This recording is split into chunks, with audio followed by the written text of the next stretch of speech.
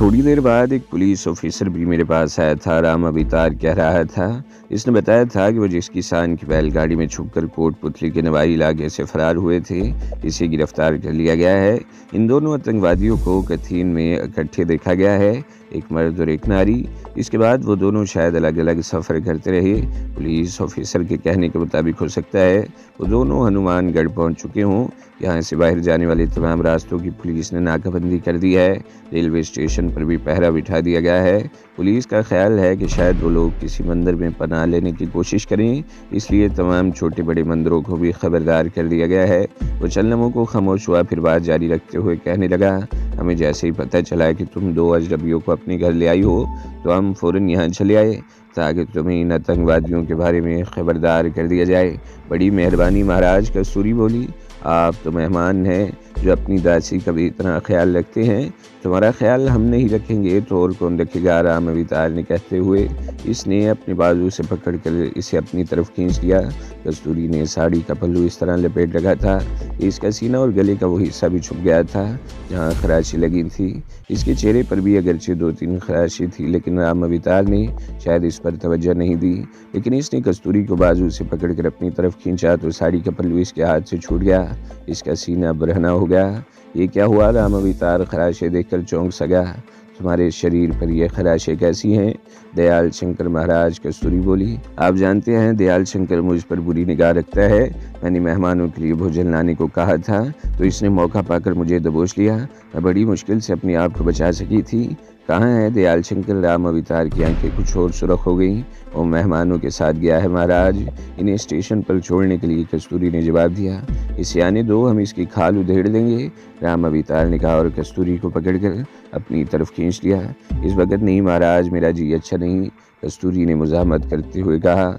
आज मैं आराम करना चाहती हूँ, कल तुम जानती हो हम इंतज़ार नहीं कर सकते, राम अवतार ने कहते हुए इसे दबोच लिया। मेरे दिल की धड़कन तेज़ हो गई। मैंने अपने जिस्म का बोझ एक पैर से दूसरे पैर पर मुंतकिल करने की कोशिश की तो हिल कर रह गया। मैं इस वक्त भूल गया था कि कुर्सी के हत्थों पर रखे हुए तख्ते पर खड़ा हूँ। मेरी हरकत करने से तख्ता हिल गया था। मैंने संभलने की कोशिश की मगर कामयाब नहीं हो सका। तख्ता एक तरफ सिरकता चला गया और दूसरे ही लम्हे में नीचे गिरा। कुर्सी भी उलट गई जिससे अच्छी खासी आवाज़ पैदा हुई थी। ये आवाज़ कैसी थी? कौन है इधर? राम अवतार की चौंकती हुई आवाज़ सुनाई दी।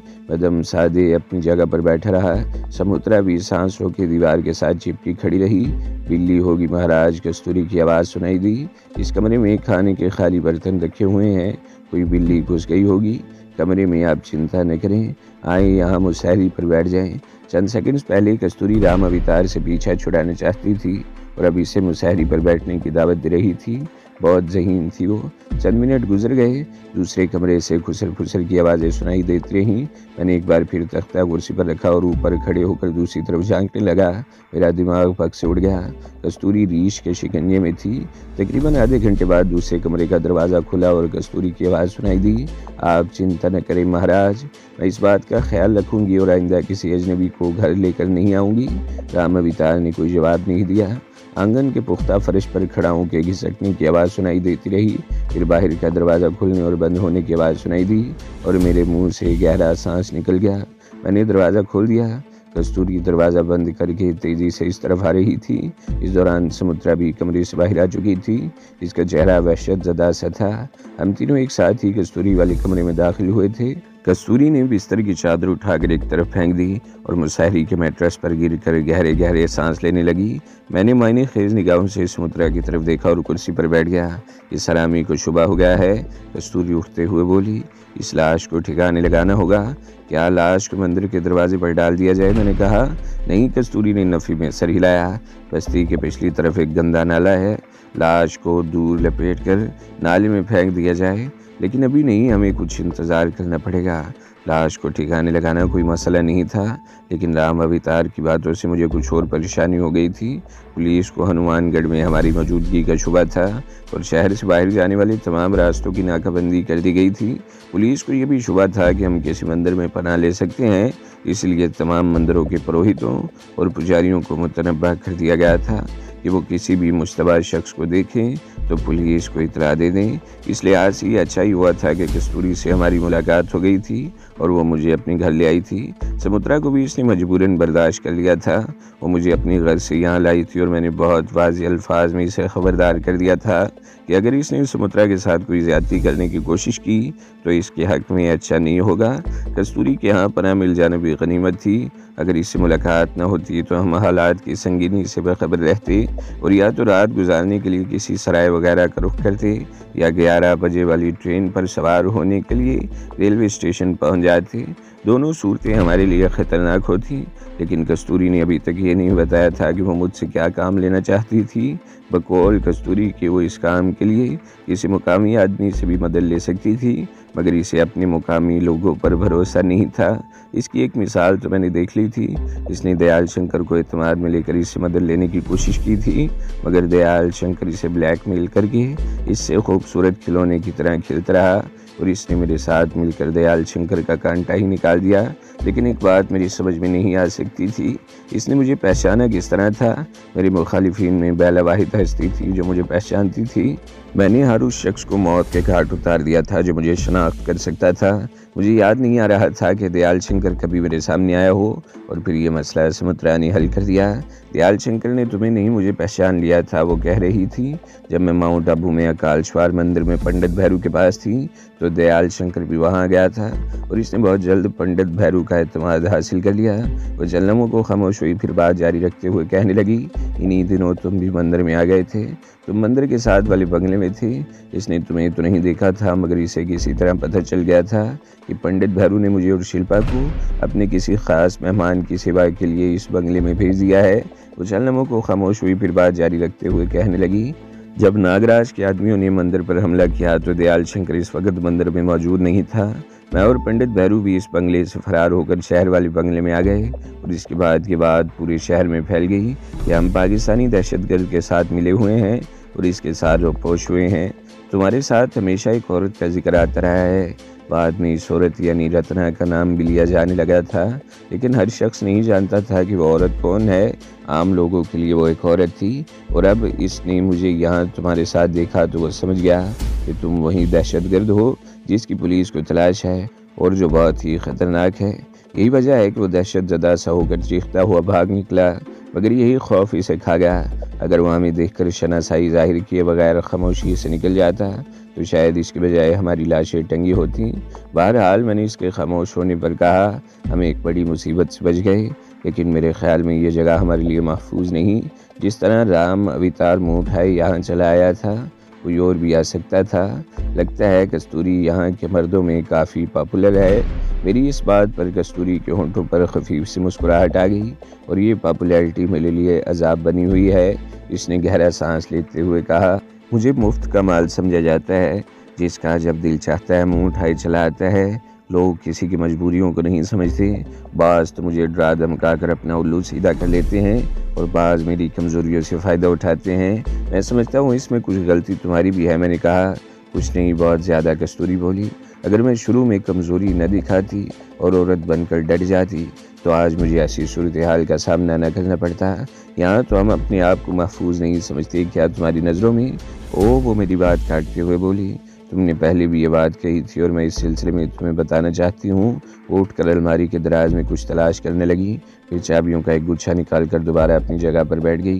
मेरे पास एक और ठिकाना है, वो चाबियों का गुच्छा दिखाते हुए बोली, शर्मिला बाई के मकानों की चाबियाँ मेरे पास हैं। वो भरतपुर गई हुई है, हम चंद रोज़ इसके घर रह सकते हैं। शर्मिला बाई कौन? मैंने सवालिया निगाहों से इसकी तरफ देखा। एक रुकासा है, मेरी जानने वाली है। वो एक ऐसी हस्ती है जिस पर मैं हर तरह से एतमाद कर सकती हूँ। वो रुकासा है लेकिन कभी एक जगह पर टिक कर नहीं बैठती, कस्तूरी ने जवाब दिया।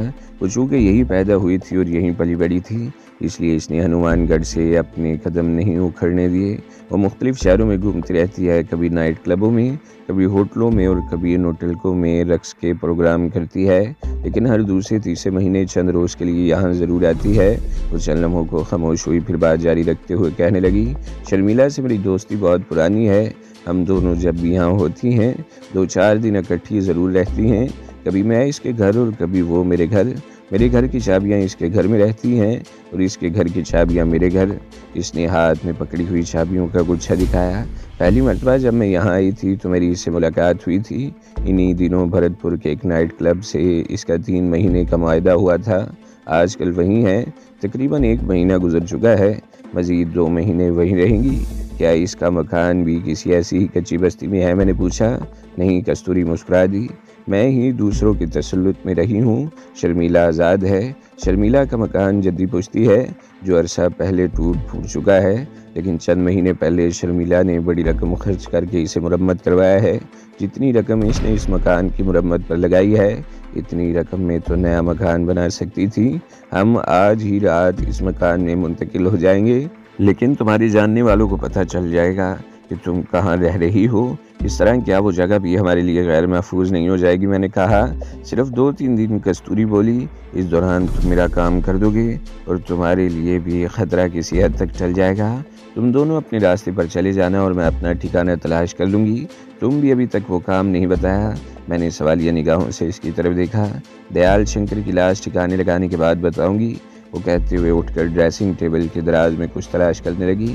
बातों के दौरान वो मुसलसल अपने बदन पर खराशों को सहलाती रही। समुद्रा का हाथ भी बार बार अपने गले और चेहरे की तरफ उठ रहा था। कस्तूरी ने ड्रेसिंग के दराज से लोशन की एक बोतल निकाल ली। ये एंटीसेप्टिक लोशन था। पहले इसने कॉटन से अपनी खराशों को लोशन लगाया, फिर लोशन की बोतल और कॉटन का एक टुकड़ा समुद्रा की तरफ बढ़ा दिया। समुद्रा ने कॉटन का टुकड़ा भिगोकर जैसे ही चेहरे की खराश पर रखा, इसके मुंह से सी की आवाज़ निकल गई, लेकिन इसके बदन पर जहाँ जहाँ खराशें थी वहाँ लोशन लगाना पड़ा। कस्तूरी कमरे से बाहर आ गई। मैं भी इसके पीछे ही चला आया। हम दोनों बरामदे में खड़े थे। हर तरफ सन्नाटा था। किसी वक्त किसी आवारा कुत्ते के भौंकने की आवाज़ सुनाई दे जाती और फिर खामोशी छा जाती। हम तकरीबन 15 मिनट तक वहाँ खड़े रहे और फिर दूर कहीं किसी घड़ियाल की आवाज़ ने एक बार फिर रात का सुकूत तोड़ दिया। मेरी तमाम तर तवज्जो घड़ियाल की आवाज़ पर थी। 12 बजे थे। हो सकता है शहर के किसी हिस्से में अब भी कुछ रौनक हो, लेकिन इस कच्ची बस्ती की फ़िज़ा पर कब्रिस्तान की सी खामोशी थी। मेरा ख्याल है अब हमें यहाँ से निकल जाना चाहिए, कस्तूरी ने मेरी तरफ देखते हुए मदम लहजे में कहा। और वो लाश? मैंने पूछा। इस बस्ती की पिछली तरफ एक गंदा नाला है, हम दयाल शंकर की लाश को इसमें फेंक देंगे, कस्तूरी ने जवाब दिया। हम दोनों इस कमरे में आ गए जहाँ दयाल शंकर की लाश टंगी हुई थी। कस्तूरी ने बत्ती जला दी। लाश का चेहरा कुछ और भी भयानक हो गया था। हम दोनों ने लाश को नीचे उतार लिया। कस्तूरी ने बिस्तर की चादर फर्श पर बिछा दी, लाश को उठाकर चादर पर डाला और इसे बांध कर गठरी बना ली। समुद्रा भी इस कमरे में आ गई। इसने सूटकेस उठा लिया। कस्तूरी ने दोनों कमरों का तनकीदी जायजा लिया। मैं लाश को कंधे पर उठाकर कमरे से बाहर आ चुका था। कस्तूरी ने दोनों कमरों की बत्तियां बुझाकर दरवाज़ा बंद कर दिए। इसने बाहर का दरवाज़ा खोलकर गली में झांका और मुझे इशारा कर दिया और तारीक गली की तरफ चलने लगी। हम भी इसके पीछे ही थे। दयाल शंकर खासा भारी भरकम आदमी था। मरने के बाद इसकी लाश का वज़न कुछ और बढ़ गया था। इसकी बोझ से मेरा कंधा झुका जा रहा था, मगर ये बोझ तो मुझे उठाना ही था। मैं तेज़ तेज़ कदम उठाता रहा। कस्तूरी मेरे आगे आगे चल रही थी और समुद्रा मेरे पीछे। गलियां तंग और तारीक थीं। कस्तूरी मेरे आगे आगे चल रही थी, इसलिए मैं भी बेफिक्री से तेज़ तेज़ कदम उठाता हुआ इसके पीछे चल रहा था। अगरचे रात आधी से ज़्यादा बीत चुकी थी, लेकिन फिर भी यह खौफ बहरहाल अपनी जगह मौजूद था कि अचानक ही किसी से सामना हो गया तो क्या किया जाए। कस्तूरी एक और तंग सी गली में बुड़ गई। इसके पीछे मुझे शराब की हल्की सी आवाज़ सुनाई दी। मुझे इस समझने में देर नहीं लगी कि आगे कीचड़ है और कस्तूरी का पैर कीचड़ में फंस गया है। आगे कीचड़ है, ज़रा संभल कर आना। कस्तूरी ने मुड़कर सरगोशी की। मैं इसके खबरदार करने से पहले ही रुक गया। मेरे कंधे पर लाश का बोझ जैसे बढ़ता ही जा रहा था और मैं इस कमबख्त को दूसरे कंधे पर मुंतकिल भी नहीं कर सकता था। मैंने एक हाथ से कंधे पर लाश को संभाले रखा और दूसरे हाथ से रिवॉल्वर का सहारा लेकर टटोल टटोल कर आगे बढ़ने लगा। कीचड़ में पैर रखने से शराब शराब की हल्की सी आवाज़ सुनाई दे रही थी। ये कीचड़ गालबन इस गली में खासा दूर तक था। चंद गज आगे एक और तंग सी गली बाएं तरफ इस तरफ आकर मिलती थी। कस्तूरी सीधी निकल गई और मैं जैसे ही बाएं तरफ वाली गली के सामने पहुंचा, गुर्राहट की हल्की सी आवाज़ सुनकर मेरा दिल उछल कर हलक में आ गया। और इससे पहले कि मैं कुछ समझ सकता, एक कुत्ते ने खौफनाक अंदाज में भौंकते हुए मुझ पर छलांग लगा दी। मैं एकदम बदहवास हो गया। मेरा पैर कीचड़ में फिसला, लाश मेरे कंधे से गिर गई और मैं भी बला की आवाज़ से कीचड़ में गिरा था। मैं गिर जाने की वजह से कुत्ते की जद में आने से बच गया था और वो अपनी झोंक में आगे निकल गया था।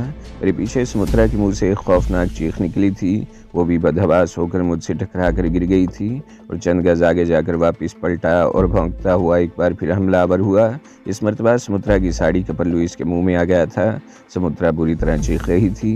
कुत्ता इसकी साड़ी का पल्लू दांतों में दबाए इसे अपनी तरफ खींच रहा था। हमसे आगे कस्तूरी भी दीवार से लगी खड़ी थी। हम अगरचे दयाल शंकर की लाश लेकर खामोशी से इस बस्ती से निकल जाना चाहते थे, मगर कुत्ते की मुदाखलत ने मामला बिगाड़ दिया था। वो समुद्रा की साड़ी का पल्लू दांतों में दबोचे इसे अपनी तरफ खींच रहा था। इस खतरनाक सूरत हाल से निजात के लिए मेरे पास एक ही रास्ता था। मैंने जेब से पिस्तौल निकाल लिया और इस लम्हे साथ वाले मकान के सहन से एक मर्दाना आवाज़ सुनाई दी, कौन है, गली में कौन है? मैंने गोली चला दी। कुत्ता ढेर हो गया। साड़ी का पल्लू इसके दांतों की गिरफ्त से छूट गया और इसके मुंह से च्याऊं च्याऊं की करबनाक आवाज़ें सुनाई देने लगी। इसके फ़ौरन ही बाद इस मकान के अंदर कोई दरवाज़ा धड़ से बंद होने की आवाज़ सुनाई दी। कस्तूरी दौड़कर हमारे करीब आ गई। वो अगरचे खुद खौफज़दा थी, मगर इसने समुद्रा को सहारा देकर उठाया और करीब पड़ा हुआ सूटकेस भी उठा लिया। मेरा दिल चाह रहा था कि दयाल शंकर की लाश यहीं छोड़कर भाग जाऊं, मगर हम कस्तूरी के मकान से कुछ ज़्यादा दूर नहीं थे।